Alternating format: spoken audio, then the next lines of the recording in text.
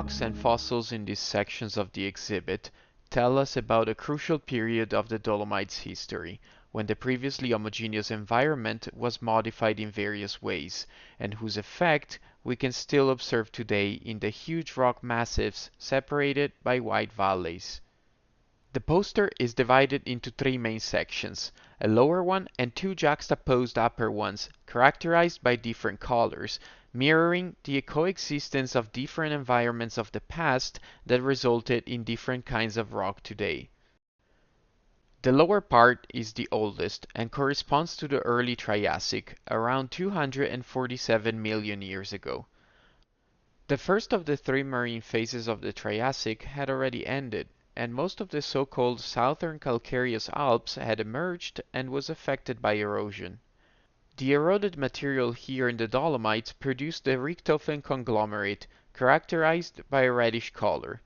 After the short continental period, the sea returned, covering with shallow waters the entire Dolomitic area, where these light-colored limestones and dolostones were formed. Later on, in the early Ladinian, 242 million years ago, this homogeneous environment abruptly changed. Some areas sank hundreds of meters under the sea level, forming deep basins that separated the blocks where the carbonate platform continued undisturbed. Here, the production of calcium carbonate was huge, and dolomitization sometimes affected the sediments. The resulting rock is the massive and light-colored ciliar dolostone, making up the mountain groups of the Oro, Sassolungo, Sassopiatto, and Ciliar. Fossils are not commonly found in the oldest lower Ladinian sections of this unit because of dolomitization, which deleted most features of the rock. Only a few sites of the Marmolada and in Lombardy yielded fossils. On the other hand, biodiversity was very low at this time.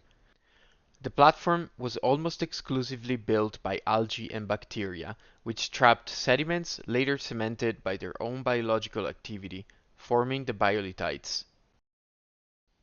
At the same time, in the adjoining deep basin dark, fine sediments deposited in layers, making up the unit called Buchenstein Formation. Remains of organisms which used to live in the superficial waters have been preserved on the poorly oxygenated seafloor after their death.